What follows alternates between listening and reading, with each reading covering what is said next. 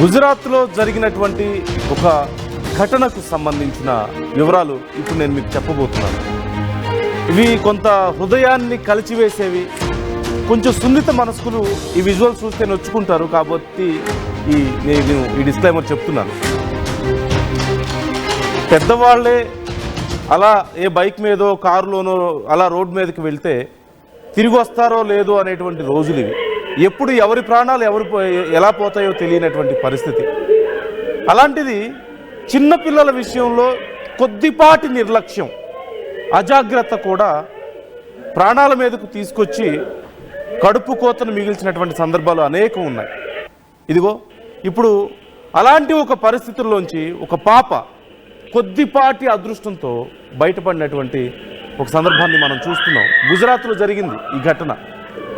గుజరాత్లో కొద్దిపాటి అదృష్టంతో ఒక పాప బ్రతికి బయటపడింది. నవసరి ప్రాంతంలో ఈ ఘటన జరిగింది. అనేక సందర్భాల్లో మనం మాట్లాడుకుంటూ ఉంటాం. చిన్నపిల్లల విషయంలో కొద్దిపాటి అజాగ్రత్త కూడా, కొద్దిపాటి నిర్లక్ష్యం కూడా, ఒక క్షణం పాటు నిర్లక్ష్యం కూడా జీవితాంతం కడుపు కోతను మిగిల్చే అవకాశం ఉంటుంది తల్లిదండ్రులకి. అలాంటి ఘటన మనం చూస్తున్నాం. ఒక్కసారి ఈ విజువల్ చూడండి, మీకే అర్థమవుతుంది. ఈ విజువల్ ఒక్కసారి చూడొచ్చు, మీకే అర్థమవుతుంది.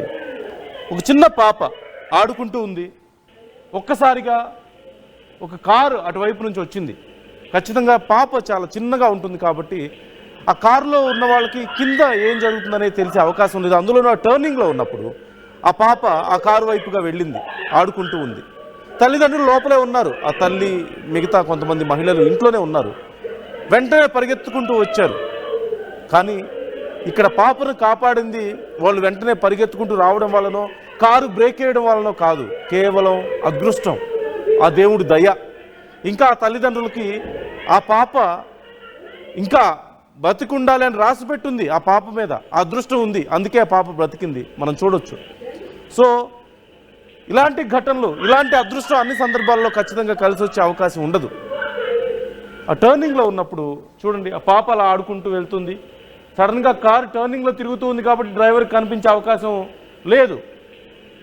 లోపల ఉన్నటువంటి మహిళలు ఒక్క క్షణంలోనే పరిగెత్తుకుంటూ వచ్చారు పాపను కాపాడడానికి. కానీ నిజంగా ఏదైనా జరుగుంటే, ఆ పాప అక్కడ అదృష్టం బాగుంది కాబట్టి బ్రతికి బయటపడింది. కానీ నిజంగా ఏదైనా ఒక చిన్న తేడా జరుగుంటే ఇక మనకు తెలిసిందే చివరికి ఫలితం ఎలా ఉంటుందనేది. మొన్న మధ్య తెలంగాణలో కూడా ఒక యాక్సిడెంట్ ఇలాగే చూసాం. స్కూల్ బస్ కింద పడి ఒక బాబు మరణించినటువంటి పరిస్థితి. ఆడుకుంటూ ఉన్నాడు, బస్సు టర్న్ తీసుకుంటూ ఉంది. ఒక్కసారిగా బాబు ఆ సైకిల్ మీద నుంచి పక్కకు పడిపోయాడు. కరెక్ట్గా బస్సు టైర్ కింద పడి ప్రాణాలు కోల్పోయినటువంటి పరిస్థితి. తల్లిదండ్రులు ఎంత వినిపించి ఏం ఉపయోగం? సో మళ్ళీ చెప్పేది ఒకటే, ఆర్టీవీ మీకు చెప్పేది ఒకటే, మీ పిల్లల విషయంలో మీ ఇంట్లో అయినా సరే, మీ ఇంటి ముందైనా సరే, మీ పరిసరాల్లో పిల్లలు ఆడుకుంటున్నా సరే, ఇక్కడే ఉన్నాడు కదా, మనం ఇక్కడే ఉన్నాం కదా అని చెప్పేసి మీ దృష్టిని మరల్చొద్దు.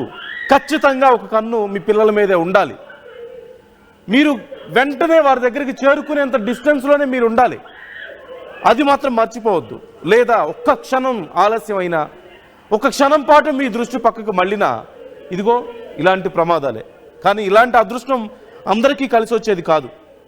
ఆ దేవుడి దయ ఆ పాప మీద ఉంది కాబట్టి, ఆ తల్లిదండ్రులకు ఉంది కాబట్టి ఆ పాప ప్రాణాలతో బయటపడగలిగింది. ఆ రెండు టైర్ల మధ్యలో ఉంది పాప. కారు చిన్న పాప అవడం, కారు కూడా పెద్ద కారు అవడం వల్ల స్పేస్ కొంత ఉండడం వల్ల పాప బ్రతికి బయటపడింది. కానీ మళ్ళీ ఇలాంటి అదృష్టం అందరికీ రాదు. అనేక మంది పిల్లలు ఇలా ఒక్క క్షణం తల్లిదండ్రులు నిర్లక్ష్యంగా ఉండడం వల్ల, తమ దృష్టి మరల్చడం వల్ల ప్రాణాలు పోగొట్టుకొని ఆ తల్లిదండ్రులకు జీవితాంతం ఆ కడుపు కోత మిగిల్చినటువంటి సందర్భం మనం చూసాం. ఎవరిది తప్పు ఇక్కడ? కారు డ్రైవర్దా? కారు డ్రైవర్కి కనిపించే అవకాశం లేదు. పాపదా? పాపకేం తెలుసు ఎక్కడ ఆడుకోవాలో, ఎలా ఆడుకోవాలో? పాపం వాళ్ళు ఆడుకుంటూ ఉంటారు. ఖచ్చితంగా ఇక్కడ తప్పు ఎవరిదైనా ఉంది అంటే ఆ తల్లిదండ్రులదే. ఎవరైతే ఆ పాప గార్డియన్స్ ఉన్నారో అక్కడ ఆ పాపను జాగ్రత్తగా చూసుకోవాల్సిన బాధ్యత ఎవరి మీద ఉందో వాళ్ళదే అవుతుంది.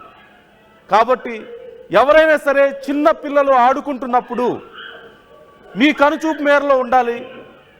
ఒక కన్ను వాళ్ళ మీద ఖచ్చితంగా ఉండాలి. మీరు ఎంత ఇంపార్టెంట్ పని చేస్తున్నా సరే ఇది మాత్రం మరవకండి, జాగ్రత్తగా ఉండండి.